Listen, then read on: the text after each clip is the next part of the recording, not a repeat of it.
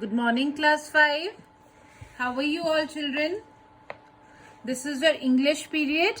Take out your English grammar book, page number 101. Today we will start a topic, prepositions. Now, if you remember in our last class, which we did in English literature, I gave you a little bit introduction about prepositions. What are prepositions? Prepositions are position words which tell you of position of something. Like if I say this pencil is on the table, तो pencil का है table के ऊपर. So this on is preposition. If I say the cat is under the table, तो cat कहाँ है? Table के under है. So under is a position word. So the words which help in telling the position of something are known as preposition. A preposition is a word that shows its relation to another word in a sentence. Now, if I give you the example, the guitar is on the table. कहाँ पर है guitar? Table के ऊपर. So on is the preposition. There is a kite in the sky. Sky में kite है. तो in is the preposition. Horse jumped over the hurdle. Over जगह बता रहा है. So over is the preposition. I will go to the market at 6 p.m. कितने बजे? 6 बजे. At is the word which is telling the exact time. So the words which help in telling the position or help in telling the relation to some other word in the sentence are known as preposition. Turn the page. I will tell you some basics of prepositions. Like first of all we have in and at. तो मैं आपको बताऊं in और at कब use होता है. See, in is used for a period of time and at is used for a point of time. अगर आप एक पर्टिकुलर जगह की पर्टिकुलर टाइम की बात करें then we use at, and when we use for a long period of time then it is in. अगर आप एक बड़ी जगह और छोटी जगह की बात कर रहे हो तो छोटी जगह के लिए at यूज होता है और बड़ी जगह के लिए in यूज होता है. जैसे I live at my house in Dehradun. I live at Dehradun in Uttarakhand. I live at Uttarakhand in India. तो जो जगह छोटी है उसके आगे at, जो जगह बड़ी है उसके आगे in. Okay? Like I exercise in the morning. Daddy left for the airport at 5 p.m. Sam's sister lives in USA. Rajesh met me at Meerut in Uttar Pradesh. For Meerut it is at and for Uttar Pradesh it is in. Now what is in and within? In होता है अंदर और within होता है बीचों बीच. ठीक है. Like she will return within a year. वो एक साल के अंदर अंदर आ जाएंगी. Then what is the difference between on and upon?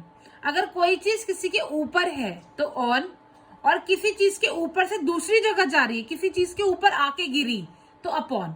Like the pencil is on the table. Already ऊपर है तो ऑन, लेकिन अगर ऊपर से आके गिरी the pencil fell upon the table, तो ऊपर से आके गिरी है तो upon. Okay. Then we have with and by. With क्या होता है? साथ में, और बाय मतलब किसी के थ्रू. जैसे I was rewarded by my teacher. किसी के थ्रू जब आपको कुछ मिलता है then it is by. For instance, जब हम एक पर्टिकुलर टाइम की बात करें कि इतने साल पहले तो सिंस, और जब एक अंदाजे से बात करें कितने साल की बात हो रही है, कितने घंटों की बात हो रही है, देन वी यूज फॉर.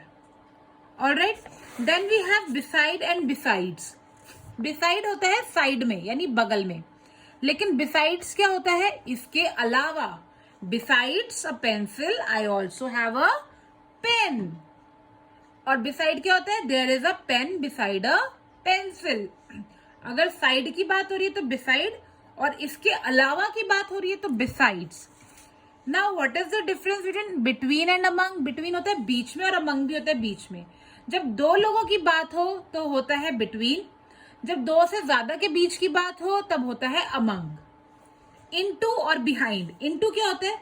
जब कोई चीज बाहर से अंदर आती है, जैसे Reema entered into the room. बाहर से अंदर जब कोई चीज एंटर करती है तो वो होता है इनटू, और बिहाइंड होता है पीछे. फ्रॉम और टू. फ्रॉम मतलब वहां से और टू मतलब वहां तक. ठीक है. So we will start the exercise now, children. Then you will come to know more clearly. See, first of all you have to fill in the blanks with in or at.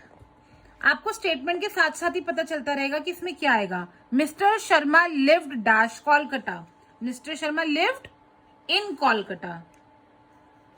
When we are talking about one place, then it is in. I met him. Exactly कहाँ मिला था?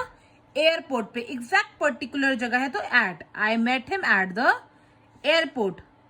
He was born in Meerut. एक ही जगह की बात हो रही है. We will not stay in Canada. Now in और into. In और into में क्या डिफरेंस है? अगर कोई चीज ऑलरेडी अंदर है तो in, और कोई चीज बाहर से अंदर आएगी तो into. They walked dash the room. वो वॉक करके रूम में आया, यानी बाहर से अंदर आ रहे हैं तो into the room. I get up dash the morning. I get up in the morning. He stayed in the room. The lion jumped dash the well. Into. बाहर से अंदर जंप किया ना लायन ने तो into. Now with or by. The deer was chased by the tiger. Tiger के द्वारा dear को चेस किया गया. और विद क्या होता है? साथ में. साथ में थोड़ी चेस करेगा tiger. I will go to the birthday party. उसके साथ जाऊंगा मैं तो with him. All right. Have you done? Turn the page to page number 104. The village was struck by lightning. Village किसके द्वारा struck की गई? Lightning के द्वारा. He tied the horse. उसने horse को rope के साथ बांध दिया. With के साथ मतलब with, के द्वारा मतलब by. Now you have to use between और अमंग. अगर दो लोगों के बीच की बात होगी तो बिटवीन, और दो से ज्यादा की बात होगी तो among. Divide these fruits dash Anita and Sudha. दो लोग हैं, we will write between. Sachin Tendulkar is popular dash the cricketers. बहुत सारे क्रिकेटर्स की बात है, among. Distribute the sweets dash the children. बहुत सारे चिल्ड्रन है, among. Put this chair dash these two tables. दो टेबल के बीच में चेयर को रख दो. दो टेबल की बात है तो between. दो की बात होगी तो between, ज्यादा की बात होगी तो among. Now you have to use beside और besides. Beside मतलब साइड में और besides मतलब इसके अलावा. यूजुअली एक और फैक्ट होता है कि बीच में हमेशा beside आता है और स्टार्टिंग में हमेशा besides आता है. तो शी केम एंड सेट, मेरे बगल में बैठ गई, beside. Dash giving me shoes. He gave me a jacket also. Shoes के अलावा उन्होंने मुझे जैकेट भी दी. तो के अलावा के लिए क्या आता है? बिसाइड्स. और यूजुअली स्टार्टिंग में ही आता है besides. My mother is standing beside me. मेरे बगल में. Dash a pet cat. He also has a pet dog. एक पेट कैट के अलावा उसके पास पेट डॉग भी है. तो के अलावा में क्या आएगा? Besides. All right children. Now did you understand the difference between in and at, in and into, with और बाय, देन बिटवीन और अमंग, एंड बिसाइड और besides. So that's all for today. We have started prepositions. We have learned what prepositions are. We have completed some of the exercises of prepositions. Now tomorrow we will do other exercises of prepositions, and I'll give you some more with from my own, and then we'll start a new chapter. Okay? You have to practice these prepositions properly, and in your homework you also have to read these sentences. If you read these sentences, children, you'll come to know the difference between from, of, upon, with, to, with, of, to, at, about. When you read these lines, these statements, you'll know the difference between how to use different prepositions at different places. Okay, so this is your homework for today. Complete the work and read these sentences. We'll meet again tomorrow. Bye-bye.